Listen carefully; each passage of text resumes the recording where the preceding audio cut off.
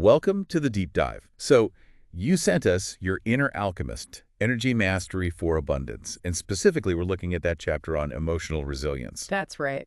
Think of this as your express route, your way to really get how to handle life's challenges, with more strength, maybe a bit more balance, Exactly. Our mission today is basically to shortcut that for you. get you there faster. We're not just like reading a summary, we're pulling out the key bits, the stuff you can actually use. Yeah, the actionable insights.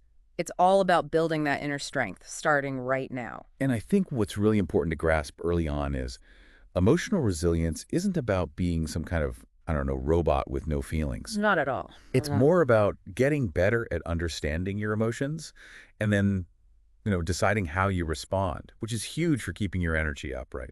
Something we know you focus on. Absolutely crucial. Emotional resilience, it's like the foundation for just general well-being. It keeps us steady, not just when things are easy, but maybe even more importantly, when things get rough. Okay, so let's dig into that a bit. What is emotional resilience, really? What's the core definition we're working with here? Well, at its heart, it's your ability to manage stress effectively, adapt when things change, and sort of keep your emotional balance when it throws you a curveball. So it's not pretending problems don't exist or don't hurt. No, definitely not. It's much more about how you navigate through those difficulties and how you bounce back afterwards. Right, right. So you still feel they hit, but it's about the recovery. Exactly. People who are resilient, they feel everything, but the key difference is they tend to recover more quickly. And interestingly, they often see setbacks not just as bad things, but as learning opportunity. That's a powerful shift. Yeah. Instead of just being knocked down, you get up and think, okay, what was that about? Precisely. And this chapter really hammers home how vital this is for our energy levels. Yeah, it does, doesn't it? Yeah. How does that connection work? Well, think about it. Our emotional state directly impacts our energy. Big time. If you're constantly fighting negative feelings or feeling totally overwhelmed by stress, it's A exhausting. huge drain. Yeah. It really is. Yeah. Mentally, physically. So resilience helps you conserve that energy, use it more wisely, no matter what's happening around you. Okay, that makes a lot of sense. So how do we actually build this resilience? The book you sent over has some key practices. Where do we start? Mindfulness is a big one. Mindfulness in developing emotional awareness. It basically means learning to watch your thoughts and feelings. Without judging them. Exactly. Without instantly judging or getting carried away. It creates a little buffer, between something happening and how you react to it. Like being an observer of your own mind, a neutral observer. That's a great way to put it, yeah. When you get better at noticing how emotions pop up and how they affect you, you gain this ability to respond more intentionally, not just automatically reacting. And the book suggests a simple breath-focused meditation to start. It's fascinating how just focusing on your breath can actually weaken those habitual reactions in the brain. Tell me about that meditation. How does it work? It's pretty straightforward, really. You just sit quietly for a few minutes, bring your attention to your breath, just the feeling of breathing in and out. And thoughts will come up. Oh, they will. Yeah. Absolutely. Thoughts, emotions. The key is just to gently notice them, acknowledge they're there, but don't get tangled up in them. Don't label them good or bad. Just observe. Right. I can see how that might create some distance. You notice the feeling, but you aren't it. Precisely. You practice that consistently, and over time, you build that emotional distance. You start seeing emotions as just temporary visitors, not the absolute truth of your reality. The book also talks a lot about our inner voice, right? Those negative thoughts that can really drag us down. Yeah. How does resilience play into that? Oh, hugely. That internal narrative is critical. When things go wrong, it's so easy to slip into that negative self-talk. I'm useless, I always mess up, that kind of thing. Yeah, we all know that voice. And those thoughts really undermine your ability to bounce back. So what's the antidote? What does the book suggest? It talks about reframing, the power of reframing negative thoughts. So you consciously identify those unhelpful thoughts. The ones that keep popping up. Yeah, the recurring ones. And then you actively replace them with something more constructive, more balanced, more accurate, really. It's about deliberately changing your perspective. It pulls from cognitive restructuring ideas, recognizing that your internal language shapes your emotional world. And there's an exercise for this, the reframe your thoughts thing. Yes. Step one is to spot a negative thought you often have.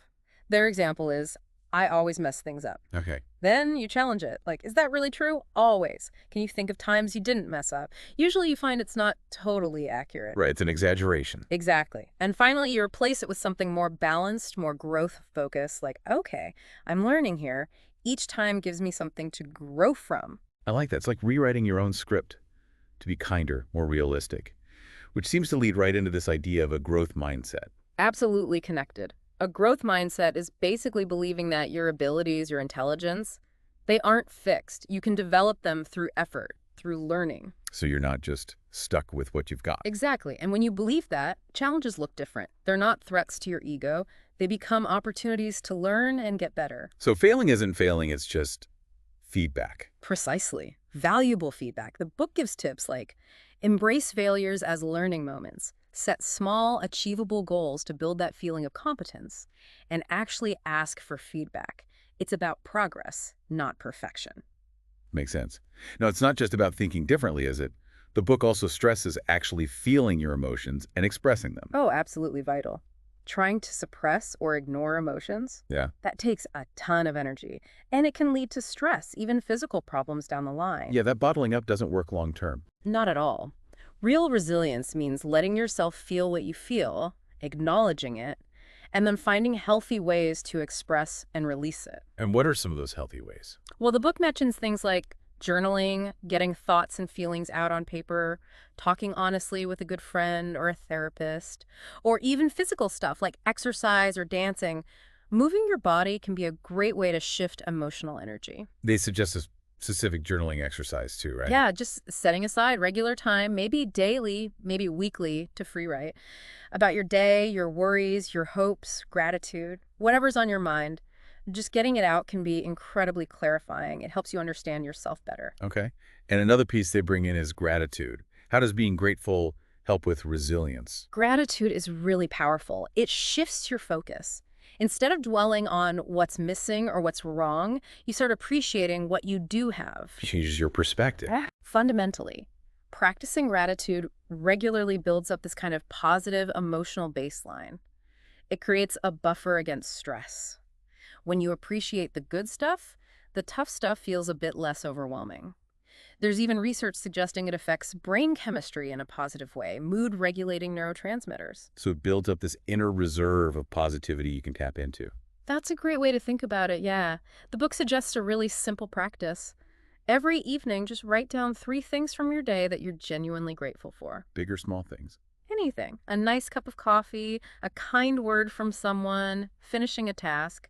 Just focusing on those positive moments consistently builds that appreciation habit. Now, this next one was interesting, using mantras for grounding. Can you talk about that? Yeah, mantras. They're basically words or phrases you repeat to yourself. The idea is to foster positive thinking and emotional stability. How does repeating a phrase help when you're stressed? Well, the rhythm of repeating it, especially when you're feeling overwhelmed, can interrupt those spiraling negative thoughts. It gives your mind something else to focus on, something calming and centering. Psychologically, it can quiet the mental noise. Do they give examples that work well for resilience? They do. Things like, I release what I cannot control, or I am stronger than my challenges. Another one is, I am in harmony with my emotions. Simple but powerful. Yeah. The key is finding one that resonates with you, and then consciously using it, saying it silently or out loud when you feel that stress rising. It's a way to actively steer your focus back to calm and strength. So beyond those core practices, the book mentions some, maybe less common techniques. What stood out there? The body language connection was fascinating, I thought. We usually think about how our posture communicates to others, right? Yeah. But research shows it strongly influences how we feel inside. Simply standing or sitting more upright, opening your posture, or even just placing a hand over your heart, that can actually create feelings of calm and self-compassion. Really just changing how you stand. Yeah. They mention power poses too. Adopting these more expansive postures for even a short time can boost confidence and emotional balance. It's like a feedback loop between body and mind. Wow. Okay, what else? They touched on essential oils briefly, Mhm. mentioning things like lavender, frankincense, chamomile, known for their calming effects. So smelling them can help. Yeah, inhaling them directly or using a diffuser, Hmm. it can create a more soothing atmosphere, subtly helping to ease stress. And also visualization. Visualization, like imagining things. Kind of. It's Yeah. about mentally rehearsing yourself successfully handling difficult situations. Ah, like a mental practice run. Exactly. You vividly imagine yourself navigating a challenge confidently, using your resources effectively. It builds inner confidence and sort of prepares you emotionally before you even face the real thing. It's pretty powerful mental prep. Okay, wow. That's a lot of different tools and techniques. Hmm. It could feel a bit overwhelming trying to do everything at once. But the book talks about creating a personal emotional resilience toolkit, doesn't it? Yes, and that's such a practical, empowering idea. It's not about doing everything, but about picking and choosing what works best for you, tailoring your own strategy. Right. So how do you build this toolkit? What are the steps? Well, first, the book says identify your triggers.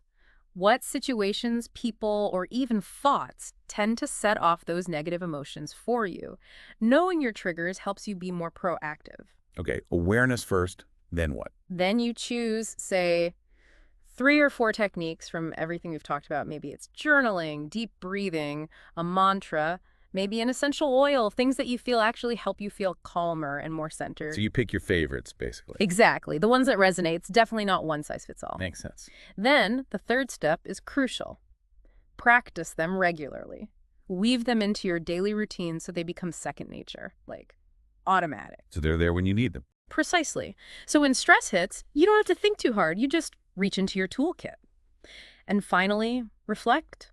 Check in with yourself regularly, maybe weekly. How did you handle challenges this week? How well did your toolkit work? Do you need to adjust anything? Add something new? So it's an ongoing process, very active, very personal. Exactly. It's a journey. And as the book sums up nicely, building this resilience is really fundamental to what they call energy mastery. Ah, connecting back to the energy. Yeah. By getting stronger emotionally, you stop your energy from being constantly drained by negativity and stress. It's a skill, it gets stronger with practice, and it just boosts your overall well-being massively. So the big takeaway then is emotional resilience isn't something you just have or don't have. It's built consciously Yeah. through self-awareness and consistently using these kinds of practices. Absolutely. It's about giving yourself the tools to navigate life, the ups and the downs, with a bit more grace, more strength. Well put. It's learning not just to survive the storms, but maybe even grow stronger because of them. This has been really valuable digging into this chapter. Really gets to the heart of building that resilience. So for you listening, maybe think about which one of these ideas kind of sparked something for you. Yeah, which one felt doable? Right. Which one feels like something you could actually try? Maybe just pick one. Experiment with it this week. See how it feels. Because ultimately, this is about your exploration, finding what helps you cultivate your own inner strength, your inner alchemist.